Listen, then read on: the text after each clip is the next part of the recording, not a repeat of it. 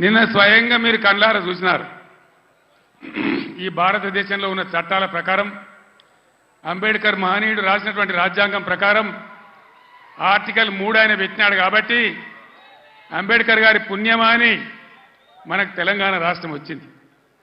ఆ మహనీయుని గౌరవించుకోవాలని గుండెల్లో పెట్టుకోవాలని 125 ఫీట్ల ఎత్తున ఉండేటువంటి ప్రపంచంలోనే ఎక్కడ లేనటువంటి భారతదేశంలో ఎక్కడ లేనటువంటి అంబేద్కర్ విగ్రహాన్ని మనం హైదరాబాద్లో కట్టుకున్నాం. పోయిన సంవత్సరం మీరందరూ కూడా చాలా మంది వచ్చినారు. బ్రహ్మాండంగా దాన్ని ఆవిష్కరణ చేసుకున్నాం. కానీ నిన్న అంబేద్కర్ జయంతి ఆ విగ్రహం పెట్టిన తర్వాత జరిగిన తొలి జయంతి ఈ లిల్లీ పుట్టకాల ప్రభుత్వం ఏం చేసింది? అక్కడికి గవర్నమెంట్ పోలే.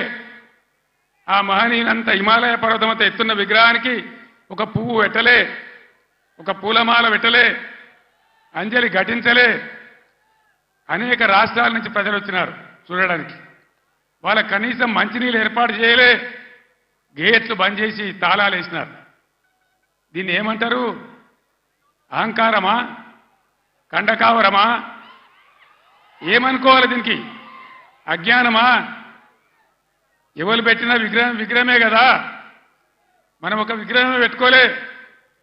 ఆయన పెట్టిన ఆర్టికల్ 3తోనే తెలంగాణ వచ్చింది కాబట్టి రాష్ట్ర సెక్రటేరియట్ కూడా సచివాలయానికి కూడా అంబేద్కర్ మహనీయుని పేరే పెట్టుకున్నాం.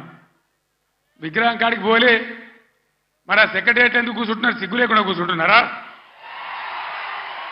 అది కూడా అంబేద్కర్ పేరు మీదనే ఉన్నది కదా. యాదగిరి గుట్ట కూడా బీఆర్ఎస్ గవర్నమెంటే కట్టింది.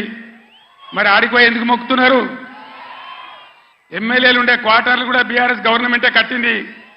గెలిచిన కాంగ్రెస్ ఎమ్మెల్యేలు దానిలో ఎందుకుంటున్నారు? అంటే అన్ని తీసేస్తారా? మిషన్ కాకతీయ చెరువులు బంద్ చేస్తారా? ఏమేం బంద్ చేస్తారు? ఈ లిల్లీ పుట్టుకాలని నేను ఎందుకన్నా అంటే దీనికే అన్నా.